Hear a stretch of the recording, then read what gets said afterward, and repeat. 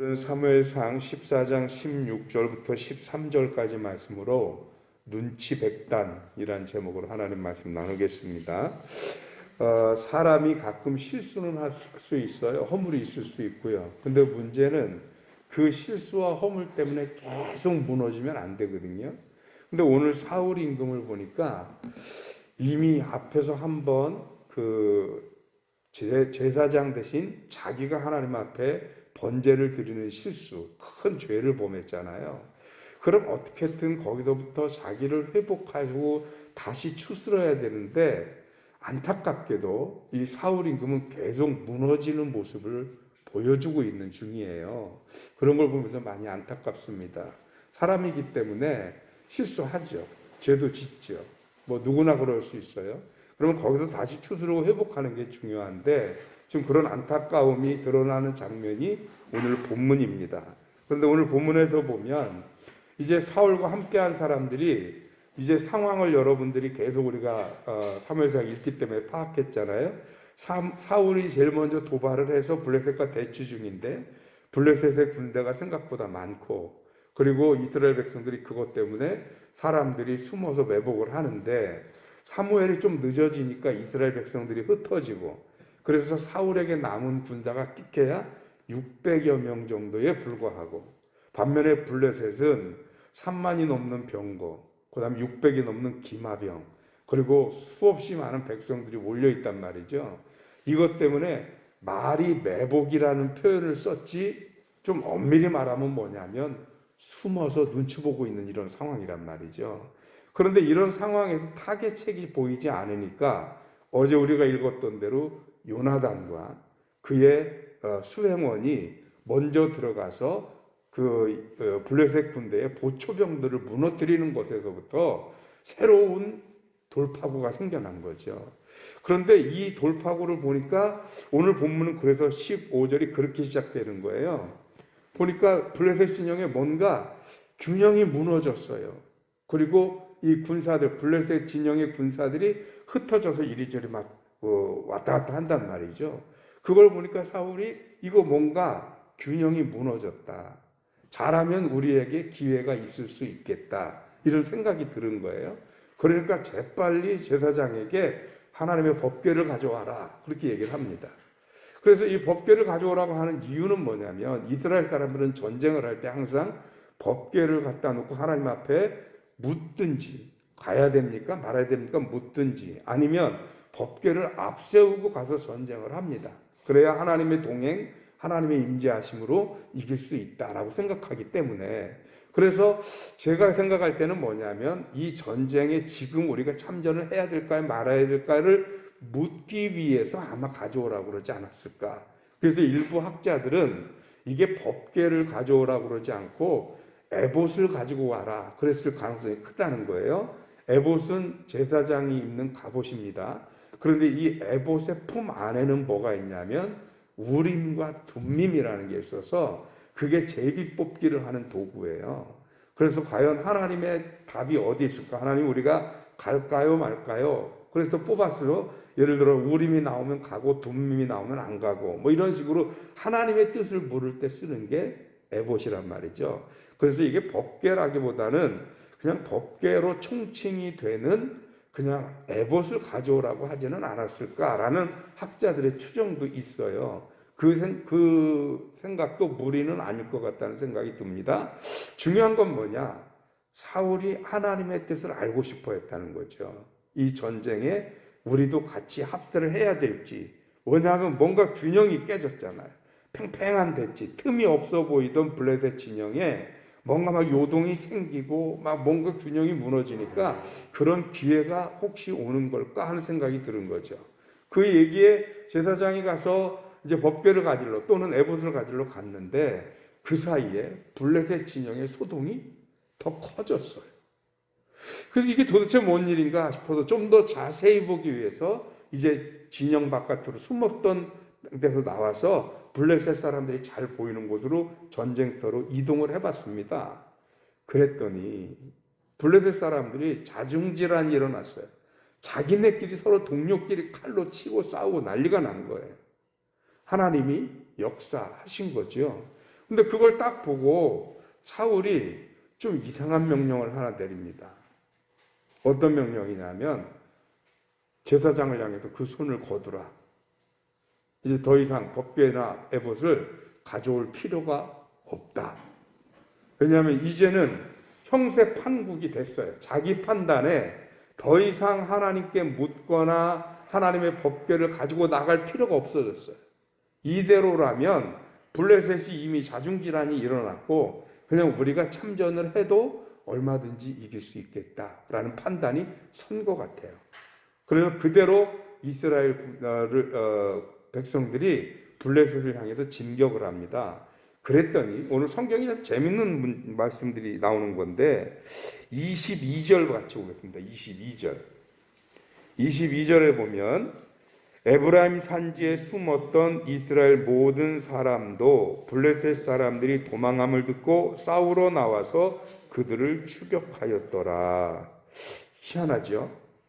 여기에 에브라임 산지에 숨었던 이거는 사울이랑 블레셋이랑 서로 마주하고 있을 때 블레셋 군대가 너무 커요. 그리고 사무엘이 오지 않아서 7일 동안 그저 대치만 하고 있는데 자기들의 숫자는 작아요. 그러니까 이스라엘 백성들이 흩어지기 시작을 했었단 말이죠.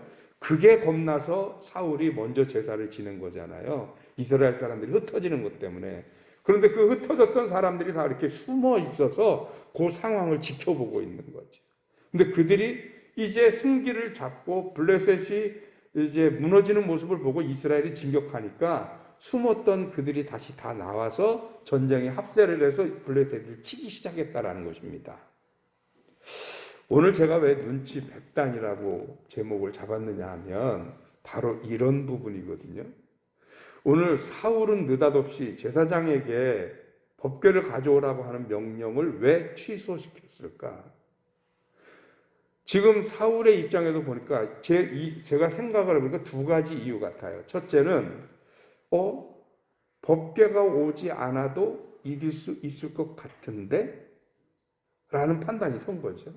그럼 이 판단이 서게 되면 사울의 입장에서는 그러면 특별히 하나님의 도움을 구하지 않아도 임금인 나의 지도력과 나의 탁월함으로 이 전쟁을 이기면 백성들이 누구를 찬양할까요?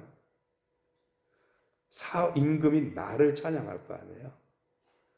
그러니 흩어졌던 백성들을 다시 모으고 자신의 왕권을 강화하는데 굉장한 힘이 될 수 있단 말이죠. 그리고 형세를 보니까 쉽게 말해서 눈치를 봤더니 이거는 이미 블레셋이 무너지고 있어서 특별히 하나님 앞에 도움을 청하거나 묻거나 그 판단할 필요 없이 그냥 가면 이길 수 있는 대세는 기울어진 거죠. 이게 사울이 이 상황을 눈치 보면서 자기에게 유리한 쪽으로 받아들이기 시작을 한 거고, 그런가 하면 이스라엘 백성들도 오늘 우리 22절 읽은 것처럼 뿔뿔이 흩어져서 숨어서 내 목숨이나 유지해볼까 하다가 이 전쟁의 판국이 바뀌었어요. 블레셋이 훨씬 숫자가 많아서 우리가 질 줄 알았더니 거꾸로 전세가 역전돼서 이길 수 있는 것으로 보여진단 말이죠. 블레셋이 무너지기 시작했어요. 그때 숨어있던 이스라엘 백성들도 우하고 나왔어요. 이 사람들도 눈치 하나는 진짜 백단인 것 같아요. 그래서 오늘 제목이 눈치 백단인데, 이렇게 했다고 해서 이 전쟁이 어디로 딴 데로 가느냐? 그렇지 않고 23절 말씀 보겠습니다. 여호와께서 그날에 이스라엘을 구원하심으로 전쟁이 베다웬을 지나니라. 누가 구원하셨어요? 여호와께서 구원하셨습니다. 이스라엘 백성이 잘한 거 아니고요. 그들이 뛰어난 게 아니고 사울이 지도력이 좋은 게 아니고 하나님이 하신 일인 거죠. 그렇다면 이들은 눈치 보면 안 되는 거죠. 여전히 이 전쟁의 승리는 하나님으로부터 온 은혜고 축복이고 능력인 겁니다. 그런데 여기서도 마치 눈치 보고 거기다 숟가락 하나 더 얹을 생각을 하는 숨어있던 백성들이나 아니면 이 대세가 기울어졌으니 이것을 틈타서 왕의 권위를 더하겠다라고 하는 사울의 의도, 이 모든 것들이 신앙적이지 않습니다. 신앙은 눈치 봐서 하는 게 아니에요. 하나님 사정 봐줘가면서 하는 게 아니에요. 내가 보니까 지금은 하나님의 법궤가 필요하지 않을 때인 것 같고, 어떤 때 보니까 필요한 것 같고, 이렇게 생각하면 우리 입장에서 하나님 사정 봐주는 것 같이 보이지만 그게 아니라는 거예요. 하나님이 필요할 때와 필요치 않을 때가 어디 있습니까? 좋을 때는 좋아서 하나님께 영광이고, 슬플 때는 슬프니 하나님께 도움을 청하는 거고, 좋을 때나 슬플 때나 나쁠 때나 괜찮을 때나 우리는 항상 하나님의 이름을 부르고 하나님과 함께 하는 것이 신앙인의 자세인 거죠. 그런가 하면 상황이 나빠서 내가 어려울 때나 내 상황이 좋아서 내가 능력이 있을 때나 우리 하나님 앞에 한결같은 신앙의 모습을 가져야 하는 거죠. 우리가 어제 함께 나누었던 요나단의 모습과 오늘 우리가 바라보는 사울이나 숨어있던 백성들의 모습을 보면 전혀 다릅니다. 왜냐하면 오늘 등장한 사람들은 말 그대로 눈치 백단이에요. 요즘 세상 살아가는 기준으로 보면 꽤나 똑똑하고 잘 사는 사람들 같아 보여요. 우리 그러잖아요. 누구 아부 잘하면 야, 너 세상 살아 참 잘 살겠다. 그런 얘기 하잖아요. 눈치 잘 보니까. 그런데 하나님 앞엔 그게 소용이 없잖아요. 왜요? 하나님은 중심을 보시는 하나님이기 때문에 저와 여러분들의 속마음을 다 보시고 아시는 분이시잖아요. 그래서 하나님 앞에 신앙생활하는 것은 눈치 백단인 사울이나 숨어있던 이스라엘 백성들 같은 모습은 결코 하나님을 기쁘시게 해드릴 수 없습니다. 그럼 뭐냐, 요나단처럼 좀 우직하고 조금은 무모해 보여도 하나님이 도와주실 것을 믿고 나는 비록 지금 무기를 든 소년과 단 2명에 불과하지만 하나님이 도와주시면 전쟁은, 즉 하나님의 구원은 사람의 많고 적음에 있는 게 아니라 내 능력이 뛰어나고 못나고에 있는 게 아니라 무기가 최첨단이냐 아니냐 여기 있는 게 아니라 하나님이 나와 함께 하느냐 안 하느냐 오로지 이게 전쟁의 성패를 가른다. 그런 믿음을 가지고 단 둘이 블레셋 진영으로 쳐들어갔잖아요. 블레셋 진영이 무너진 그 이유가 뭐냐? 요나단과 그 수행원 때문입니다. 지금 블레셋이 자중질환이 일어난 게 다 뭡니까? 누군가 들어와서 싸우는데 누가 이 싸움의 원인인지 몰라서 자기네끼리 지금 싸우고 있는 거잖아요. 이 도화선이 된 게 요나단의 신앙적 결단이잖아요. 그런데 이런 요나단의 우직함, 이것이 하나님이 기대하고 하나님 앞에 바르던 신앙적인 모습이지, 눈치 다 보고 있다가 될만하니까 손 하나 없는 거, 이건 신앙이 아니에요. 오늘날 우리들이 신앙 자세가 그럴 때가 얼마나 많은지 모릅니다. 뭐 하려고 할 때 좀 힘들면 아유 목사님 그거 안 돼요. 근데 다 될 것 같으면 그러면 그거 한번 해보죠. 될 것 같은데 하는 게 무슨 신앙이에요? 그건 기도 안 해도 되는 거잖아요. 그럼 그거는 불가능해 보이는 일, 어려운 일, 세상이 성도들에 대해서 요즘 많이 교회가 약해지고 세상에 지탄을 받고 이러지만 그래도 그분들이 세상에서 성도들을 무시하지 못하는 이유가 뭐냐? 성도들은요, 불가능한 일도 가능하다고 대드는 사람들이 성도들이에요. 그래서 세상이 감당하지 못하는 거예요. 신앙은 그런 겁니다. 눈치 딱 봤더니 될 것 같아서, 충분할 것 같아서 하는 거. 이게 신앙이 아니에요. 불가능해 보이는데, 어려워 보이는데, 여전히 숙제가 많고 힘든 고비들이 많은데 하나님이 함께 하실 것을 믿고 그 믿음으로 그 일을 향해서 도전하는 거. 요나단 같은 무모하지만 그러나 간절하고 담대하고 확신 있는 것, 그것이 신앙입니다. 저 여러분들이 하나님 앞에 오늘 그렇게 신앙생활하는 주의 백성들 되시길 주님의 이름으로 축원합니다. 기도하겠습니다. 하나님 고맙습니다. 오늘 하나님의 귀한 은혜와 사랑이 사랑하는 성도들에게 함께 주셔서 우리가 사울처럼 눈치 보는 신앙생활하지 않게 하여 주옵소서.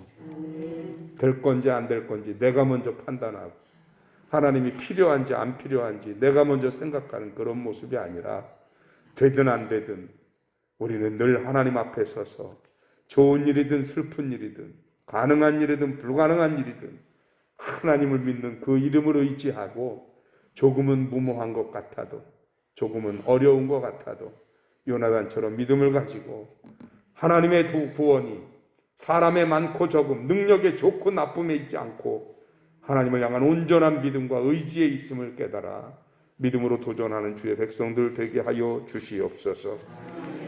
특별히 사랑하는 든든히 서가는 교회와 사랑하는 성도들의 기도를 들으시어서 우리 교회를 향한 하나님의 새로운 계획과 건축의 계획이 온전히 이루어지게 부족함이 없도록 주님 도와주시옵시고, 혹여라도 이 일이 진행됨에 있어서 사단이 틈타서 하나님의 계획이 어긋나지 않도록 깨어 기도하는 주의 백성들 되게 하여 주시옵소서. 또한 사랑하는 성도들의 가정과 그들의 심령을 지켜주셔서 하나님 육체의 질고가 있는 이들을 치유하여 주옵시며 마음의 상처를 씻어내 주시고, 무엇보다도 이 어려운 시국을 지나며 경제적으로 고통당하지 않도록 주님의 성도들의 가정을 축복하여 주시옵소서. 감사헌금 드린 유건순 권사님의 손길을 축복하여 주옵시고, 우리 유건사님 건강 지켜주시옵시며, 저가 헌금을 드리며 하나님 앞에 품었던 그 마음과 기도의 제목을 들으시어서 주님이 응답하시고 축복하시기를 간절히 바라옵고 우리 주님 예수 그리스도 이름으로 기도하옵나이다. 아멘.